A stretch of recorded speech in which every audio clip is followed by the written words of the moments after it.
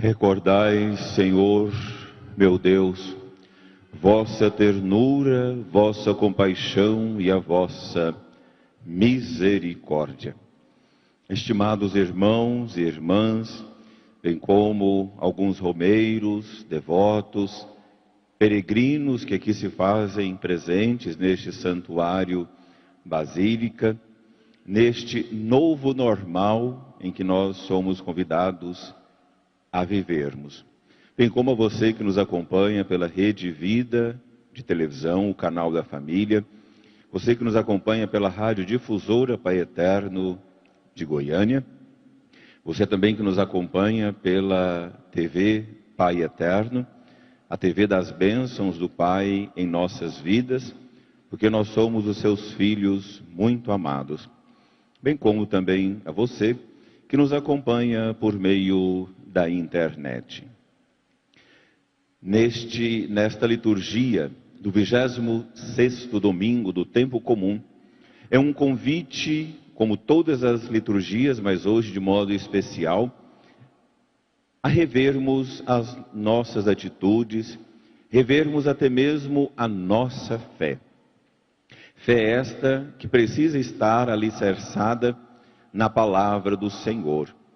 Palavra esta que nos chama a atenção para que nós possamos ter uma vida de acordo com a vontade do nosso Deus. O Salmo de hoje nos convida a esta reflexão de suplicarmos e clamarmos a ternura e a compaixão do nosso Deus. Este Deus que nos orienta, este Deus que nos conduz nas estradas deste mundo rumo ao céu. Por isso nós somos convidados a colocar a nossa esperança e a nossa confiança no nosso Deus. Este Deus que tanto nos ama, que ao longo da história da salvação chamou homens, também chamou mulheres, mas de modo especial os homens como profetas, para anunciar um novo jeito de ser. Hoje nós ouvimos na primeira leitura do profeta Ezequiel, onde Deus dialoga com o ser humano, porque o profeta compreende que Deus está agindo de modo incorreto para com o ser humano. E Deus, por meio do profeta, vai dizer: sou eu que estou não sendo correto, ou o ser humano que não está sendo correto diante do amor que eu estou propondo para vocês? O profeta chama a atenção daquele povo, daquele tempo, para uma coerência de vida. Esta mesma profecia também é dirigida a cada um de nós, para que nós possamos revisitar a nossa fé, revisitar a nossa profissão de fé, para nos perguntarmos e termos a coragem de nos perguntar: eu estou sendo coerente com o Deus que eu creio? Eu estou pedindo a Ele que me conduza nos caminhos da salvação? Ou eu estou querendo ser Deus de mim mesmo? Eu estou querendo colocar a minha vontade, os meus desejos, sobre a vontade de Deus? É um convite fortíssimo à liturgia de hoje, para que nós possamos revisitar a nossa fé, termos a coragem de nos perguntar: eu estou no caminho correto? Eu estou agindo conforme a graça de Deus? Ou eu estou querendo ser Deus de mim mesmo? Por isso, o Salmo nos chama a atenção para que nós possamos suplicar a graça do nosso Deus, para que nós possamos ser conduzidos no caminho da salvação. Caminho este da salvação, meus irmãos e irmãs, que é muito claro na segunda leitura do apóstolo Paulo à comunidade de Filipenses. No versículo 5 ele vai dizer: tende em vós os mesmos sentimentos de Cristo Jesus. E ter os mesmos sentimentos de Cristo Jesus, meus irmãos e irmãs, se faz necessário esta intimidade com Deus.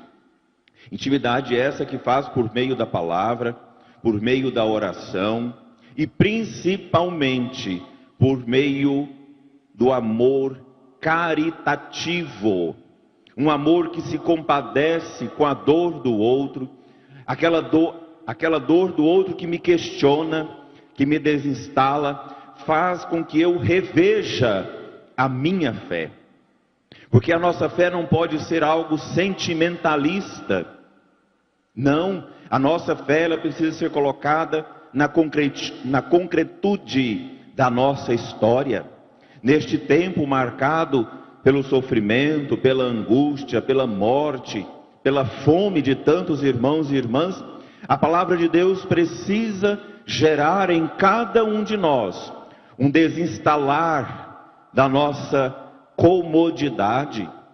A dor do outro precisa doer em mim, o sofrimento do outro precisa tirar um pouco do meu sono, porque o cristão que é cristão, vendo a triste realidade em que nós estamos vivendo, nós não podemos compactuar com a lei do menor esforço, com a lei de achar que eu estando bem, os outros também estejam. Não! Ter os mesmos sentimentos de Cristo Jesus é ter compaixão daqueles que sofrem, amenizar o sofrimento deles. E aí a grande maioria que estão aqui, estão se questionando. Você que também está em casa, também isso deve estar passando pelo seu coração, naquela dimensão: Padre, mas eu não vou resolver eu não vou resolver a situação da fome do mundo. Concordo. Mas se cada cristão, católico ou não, colocasse em atitude de solidariedade, o mundo seria bem melhor. A nossa sociedade seria mais humanizada. E nós que alimentamos o corpo do Senhor em cada Santa Missa, esta Eucaristia, esta comunhão, precisa gerar em nós esse desinstalar-se. Esse desinstalar-se que hoje é muito forte no Evangelho, onde o pai, tendo 2 filhos, ele vai dizer: o primeiro filho vai trabalhar na vinha. O filho vai dizer: não quero, não vou. Mas depois recobra a bondade do pai, com certeza, e vai trabalhar na vinha. O segundo é aquele que vai dizer: sim, eu vou, mas depois não vai. Aqui tem 2 atitudes do cristão. Aquele cristão que, ao ouvir por primeiro a palavra de Deus, ainda no processo de conversão, essa palavra que é dura, que exige de nós mudança de vida, vai dizer: eu não quero essa vida para mim, eu não quero seguir esta igreja, não quero professar esta fé. Mas depois vai deixando que Deus lapide, molde o seu coração, e vai ser um cristão, vai evangelizar por meio da vida, vai anunciar a boa nova do Senhor por meio de obras concretas. É a atitude do cristão que faz um processo de conversão, faz um processo de mudança de vida. Já a segunda atitude é daquele filho que, estando sempre com o pai, tendo intimidade com ele, vai dizer: sim, eu vou, mas não vai. Por isso, meus irmãos e irmãs, não basta dizer que é crente. E aqui eu não estou mencionando nenhuma igreja separada, não. Crente é todo aquele que crê. Evangélico é todo aquele que segue o Evangelho. Pentecostal é todo aquele que deixa o Espírito de Deus agir. E a nossa igreja, ela é pentecostal por excelência, porque ela nasce na força do Espírito Santo, como nós ouvimos nesta Santa Novena. Maria e os apóstolos estavam reunidos em oração e o Espírito vem sobre eles e nasce a igreja ali. Tem outras possibilidades de reflexão? Tem, mas esta nos ajuda mais nesta liturgia de hoje. Por isso não basta dizer que nós somos crentes, não basta dizer que nós rezamos, não basta dizer que participamos da igreja, porque nós precisamos dar uma resposta de amor ao amor que primeiro nos amou. Participar da Santa Missa é importante, rezar é importantíssimo, mas se eu participo da igreja, rezo e não coloco em prática o amor, vã vai dizer o apóstolo Paulo, é a nossa fé. A nossa fé, meus irmãos e irmãs, precisa ser traduzida em obras. Obras de amor, de misericórdia, de compaixão. E não pode ser discurso ideológico, não. Precisa ser atitude de quem crê, de quem espera, de quem confia no Deus que é amor. E sendo amor, Ele cuida de cada um de nós com amor infinito. O Evangelho de hoje também, no seu finalzinho, Jesus ele vai fazer uma dura crítica aos mestres da lei, aos sacerdotes daquele tempo, porque ele vai dizer que os cobradores de impostos, os publicanos e as prostitutas os precederão no reino dos céus. É aquela primeira dimensão daqueles que ouvem a palavra de Deus e deixa que essa palavra os converta.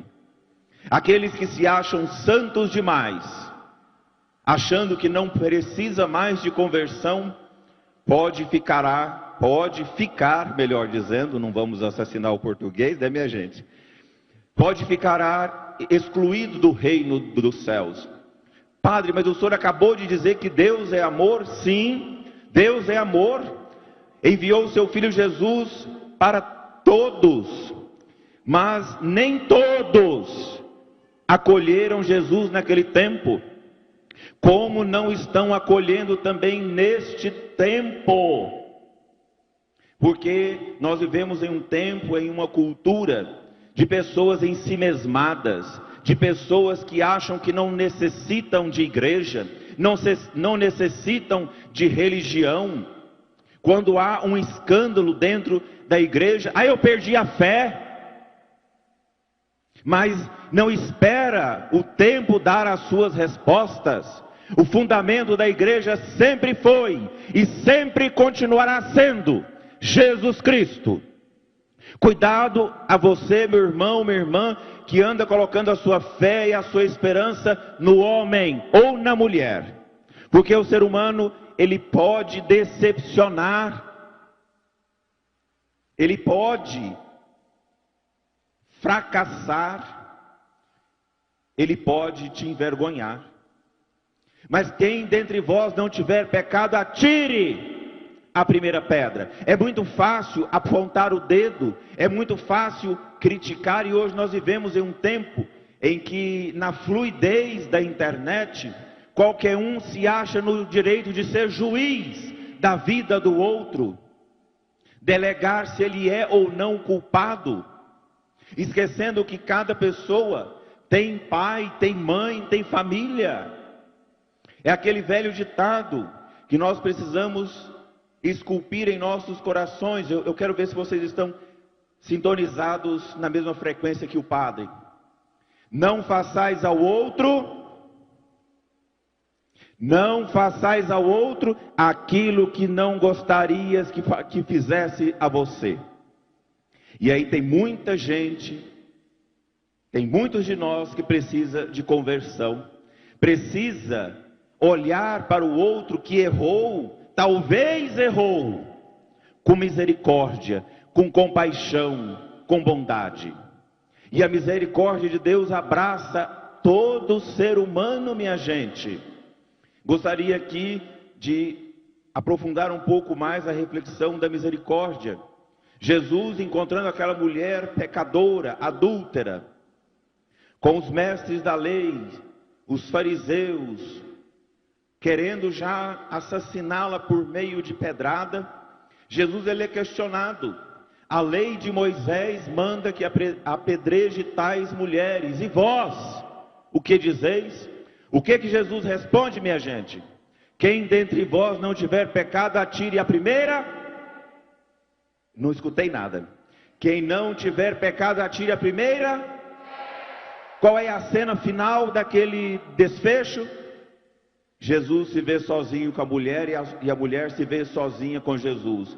E Jesus vai perguntar: cadê aqueles que te condenavam? Não os vejo, Senhor. Vá e não peques mais. Se ela pecou ou deixou de pecar, minha gente, não é o mais importante. O mais importante é aquele que poderia nos julgar, aquele que poderia nos condenar, aquele que poderia nos excluir. Ele simplesmente nos amou. Nós precisamos tomar consciência deste Deus que nós cremos. É fácil mudar de mentalidade da noite para o dia? Não, não é. Quem vos fala também está nesse processo de conversão contínua. Quem convive comigo sabe que eu não sou perfeito. Eu tenho as minhas imperfeições, como todos nós aqui temos. Mas o bonito do nosso Deus cristão, apresentado por Jesus, é que Ele aposta no ser humano até as últimas consequências. E aqui eu gostaria de refletir aquela cena da Quinta-feira Santa, reunido com os discípulos. Jesus vai dizer: um de vós irá me trair. E ele com certeza já sabia, porque quem vai fazendo coisa errada vai dando bandeira, como se diz, né? No português bem claro. Ele não desiste de Judas. Ele não negou o pão para Judas. Não excluiu Judas daquela ceia. E quantas vezes nós somos Judas na vida do outro? A começar dentro de casa. Talvez dentro da igreja também. Tem uma criancinha aqui que eu estou amando ela responder e interagir com o padre, viu, minha gente? Nós precisamos dessa dimensão de olhar para o outro como eu acredito que Deus olha para mim. Mas aquele que nunca fez a experiência da misericórdia de Deus, nunca saberá exercer o ministério da compaixão e da misericórdia. Mas hoje, renovados por esta santa liturgia, nós queremos pedir à bem-aventurada Virgem Maria que interceda por cada um de nós, para que nós sejamos pessoas convertidas, pessoas à luz do Evangelho, homens e mulheres disponíveis à ação do nosso Deus. Quem acredita nesta palavra, dê uma salva de palmas ao nosso Deus.